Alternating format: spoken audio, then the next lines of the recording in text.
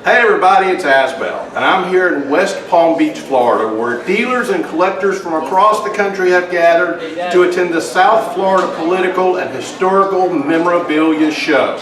Now, I'm a big collector, and inside these doors, there are buttons, badges, banners, bumper stickers, 3D items, posters, just about any kind of item you can think of from political campaigns and presidential races from America's past. Now, I'm a big collector and I'm excited about what's inside these doors, so let's go inside and take a look around.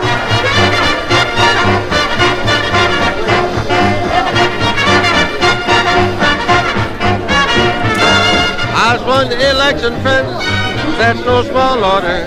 Just blow notes, sweep all the votes from Canada to the Mexican border. I started out with a bang, blow the Dixon lines. Open shot was burning hot, and everything below was mine. From there I swung west, taking everything. I'm standing here with Tom Peeling. Now, Tom is a West Palm Beach local, and he's an editor at the local newspaper. Tom was also the guy who puts together the South Florida Political and Historical Memorabilia Show. Now, Tom, how many years has this show been going on? This is the 24th year. And it's gotten bigger each year? It has. It's amazing to think we started out with about 10 tables in the back room of a Chinese restaurant, and now we rent an event hall for it. And you've got people who come from all over the country to attend this show, both to buy and to sell. Absolutely. I've got dealers from, I believe, 10 different states besides Florida. You know, Ohio. I've got actually somebody here from California this year, a dealer. Now, Tom is also a big collector of political items, and he specializes in Teddy Roosevelt. Tom, what got you started collecting in the first place, and why Teddy Roosevelt? I got just interested in politics. My mother was a big Reagan fan, and she was interested in Reagan. So I started watching the conventions, and I remember the '76 convention, and then actually before that even, I got interested in it, and I went to the McGovern headquarters and the Nixon headquarters in West Palm Beach on the same day to collect pins, and they made me make phone calls for each of them to get some free pins. So I may be the only person in the country who made Nixon calls and McGovern calls in the same day. And then I kind of got the fever after I had a few pins, and I got in my grandfather's attic in Pennsylvania, and there was an old wooden cigar box. You know, the whole family's still asleep, the sun's coming up into the windows, and I'm up in there digging through Civil War stuff and arrowheads and all kinds of stuff he collected before he died before I was born. I opened up this old wooden cigar box, and there is a whole group of probably 20 or 25 buttons from the turn of the century, the previous century, and in the very top was an inch and a quarter, or inch and three-quarter Teddy Roosevelt button with red, white, and blue ribbons on it, and I got hooked.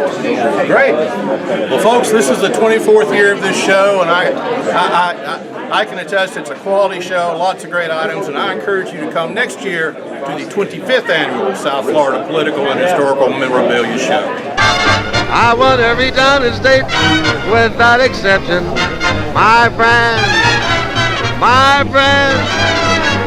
I swung the election.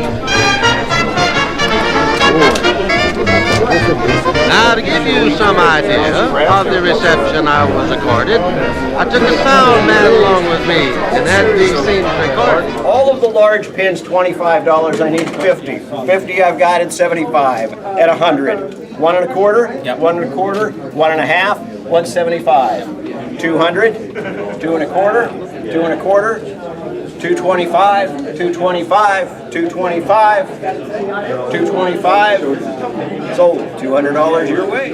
I'm here with Bryn Price. Now, Bryn is both a collector and a dealer at some shows around the country. Bryn, how did you get started in the political collecting hobby? Well, I think everybody in the hobby has heard the name Chris Hearn. Well, Chris Hearn was a student at Hobart College, and I was a recent graduate. And I walked into Chris Hearn's fraternity room, and there were bags of buttons all over the place.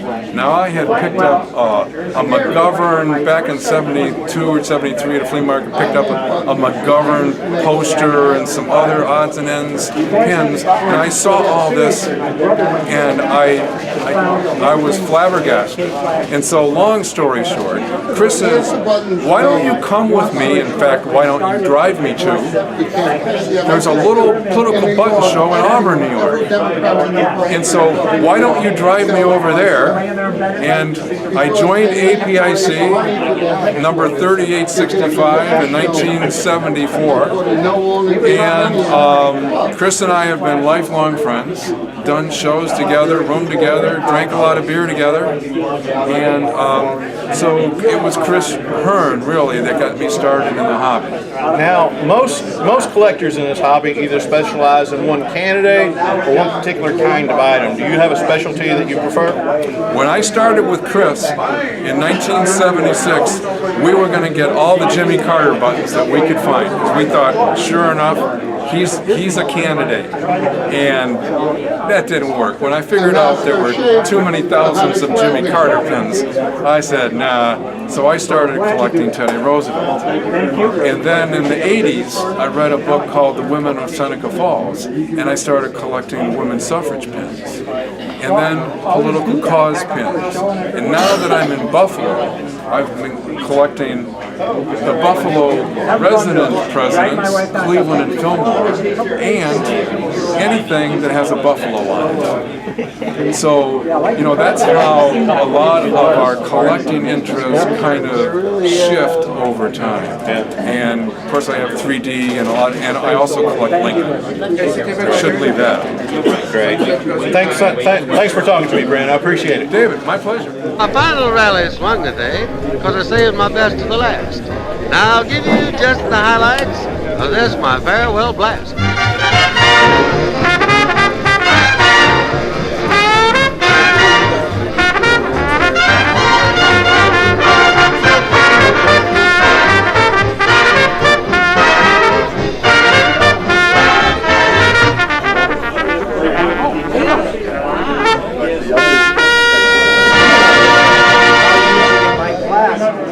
Friends, this is a very special moment. I am standing here next to Mort Berkowitz. Mort is something of a legend in this hobby, but Mort is both painfully shy and a very soft-spoken man. So it may be difficult to hear what he has to say to me, but we're going to do this interview anyway because of Mort's great status within this hobby. Now, Mort, how did you get started in the political collecting hobby? In 1956, Adlai Stevenson was giving a rally in Brooklyn. I went to Erasmus Hall High School, and what happened was that I got a call from the local Liberal Party, would I like to sit on the dais with Adlai Stevenson? Are you kidding me? I loved it. So I wound up getting a lot of different buttons and his book, What I Think, by Adlai Stevenson, a collection of his speeches. Put all that away, and now comes Watergate. And every other night I created a different Watergate button. And they were wonderful. Nixon knew when Agnew bailed to the chief, Richard the lying-hearted, Nixon and his staph infection, 4 more years, Mr. President, then 10 to 20, impeachment with honor, etc., etc. So that was really fun. Now the McGovern Boutique was closing. It was operational until 1 month after the election. So my friend Foster Pollock said that he was going to buy the boutique for $25. I should meet him there at 6 o'clock.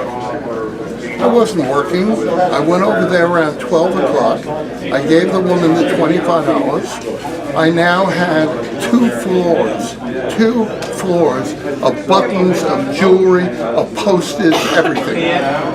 I never thought about it. I was just sitting there waiting for Foster to show up. And as I'm waiting till 6 o'clock, I sold 81 buttons at $1 each. And I said, you can make money on this. That's how I got started. I took a collection of mine. I wound up taking, because I live in a small apartment, I took 10,000 McGovern buttons for me. Foster took 30,000 for him. He took posters and jewelry, and we never got to the 2nd floor. Now, do you mainly deal today, or do you still collect personally? I mainly deal today, and I'll tell you why. I'm now 76, going on 77. My wife doesn't want them. My son doesn't want them. My daughter doesn't want it. And I think even the buttons that I made, and I've made thousands, I think all we are is a custodian of memorabilia. The house that I live in, after we pass, someone else will buy and they will own it for a period of time. So what I started to do with my Stevenson collection is Tom Berg had approached me, the late Tom Berg, and was collecting Stevenson. And so I sold him a lot of my Stevenson collection because I knew it was going actually to a good home, someone who wanted it, etc., rather than sticking it in an auction where anybody with money could buy it. Great. Yeah. Thanks so much for talking to me, Mort. My friends, as I told you, Mort is a man of very few words, so this was a very special opportunity for us. And Mort is a legend in his own mind.